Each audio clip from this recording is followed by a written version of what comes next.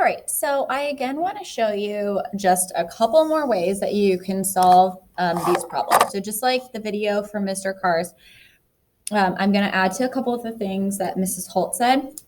It's always better when you have more options. You kind of can strategize a little bit before you solve your equation. So what Mrs. Holt showed you was to use that rational root theorem, and then we test those possible roots using synthetic division until we get a remainder of 0. So we know that when there's a remainder of 0, that is a factor or a solution to your polynomial function. Okay, but if we look at this one, again, I kind of see grouping here. So anytime we have 4 terms, it is possible for us to be able to factor this by grouping. So if I put parentheses around my first 2 terms and my last 2 terms, I can take an x squared out of here, and that leaves me with x minus 3. And then I can take a 1 out of here, and that leaves me with x minus 3. If these 2 factors are not the same, then it cannot be factored by grouping. So then you'd have to do synthetic division. All right, so I'm going to set that equal to 0. That means my 2 factors would be x minus 3 and x squared plus 1 equals 0. And then to solve, we would set each factor equal to 0. Okay. So one of my solutions would be 3. And one of my solutions, if I move this over, that would be x squared equals -1. And the square root of -1 is I. So this would be plus or minus I. So then you would write your prime factorization the same way. So x minus 3, there's one of our factors. And then since we want the complete factorization, although this is one of the factors, because that can be broken down and kind of like solved more, we would use the x plus I and x minus I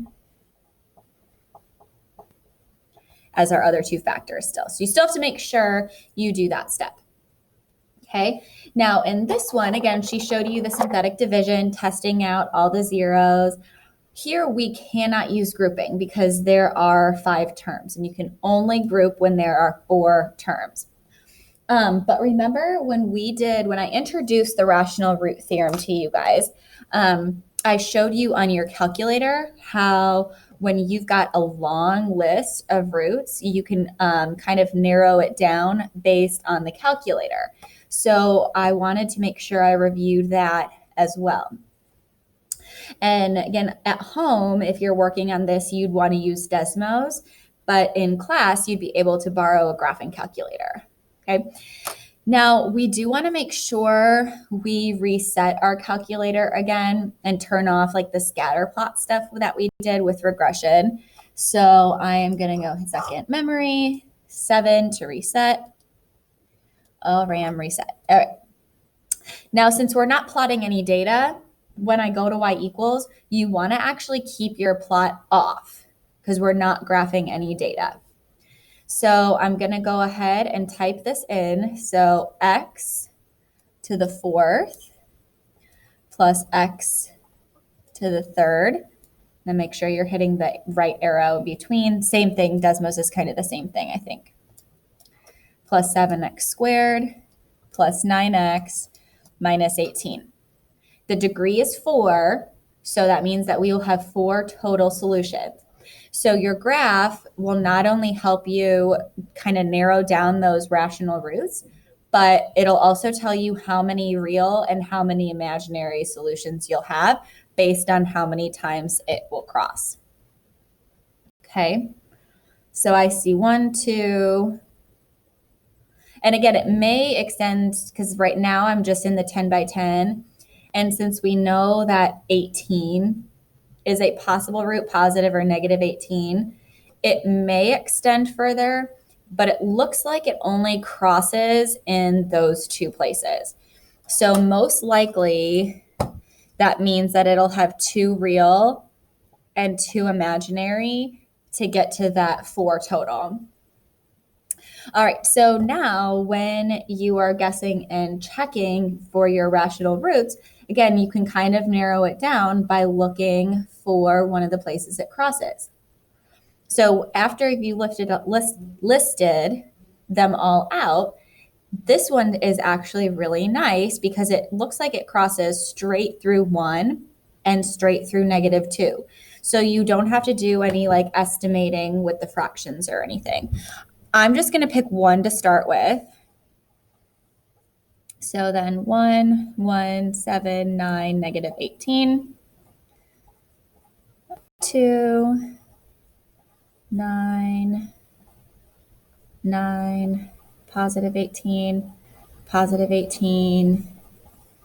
Yay, we get a remainder of 0. If you don't get a remainder of 0, that means that this is not one of your zeros. Okay, so what that tells you in terms of when we write B, if one of our solutions is 1, one of our factors is -1. Okay, so now I'm going to do synthetic division again, right? Because this is x cubed, x squared, 9x, 18. Okay, and again, you could, this would be 2x squared. So actually, when I look at this, I see that this is going to be able to be factored by grouping. Okay, because when I take it out, I'll have x plus 2 left over in both places. Now, if you can't factor it by grouping, then we would go back to our calculator and I see, -2. So maybe I'll just do it this way, since we practiced factoring by grouping in the problem before it. So if it can't be factored by grouping, you go back to your calculator and say, okay, what's another rational root? Okay, well, it looks like it crosses here at -2. So now I'm going to do my synthetic division again, but now my coefficients are going to be 1, 2, 9, and 18. And this will bring it down to a quadratic.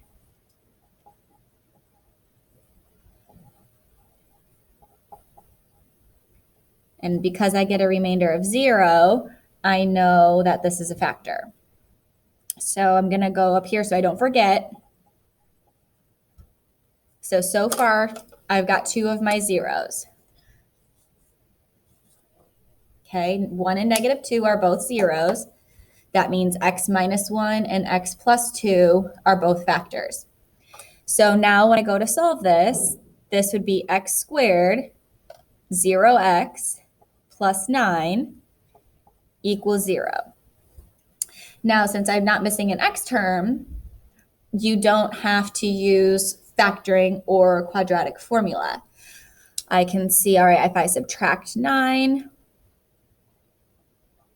and here I see I do have 2 imaginary. So I've got my 2 real, 2 imaginary. Again, because it crosses twice, and we have to have 4 total, so that means the other 2 would be imaginary. The imaginary and irrational have to come in pairs. All right, so that would be positive or negative 3i. Okay, so when I go to finish writing my factors, one would be x plus 3i, one would be x minus 3i, that's the complete factorization. And then my zeros, I'll list them down here, would be 1, -2, 3i, and -3i. Okay? All right, so again, that's just using technology to help. And if you don't have the graphing calculator, you would have to use the rational root theorem to guess and check. But the graphing calculator will help you narrow down those options when you are doing that process.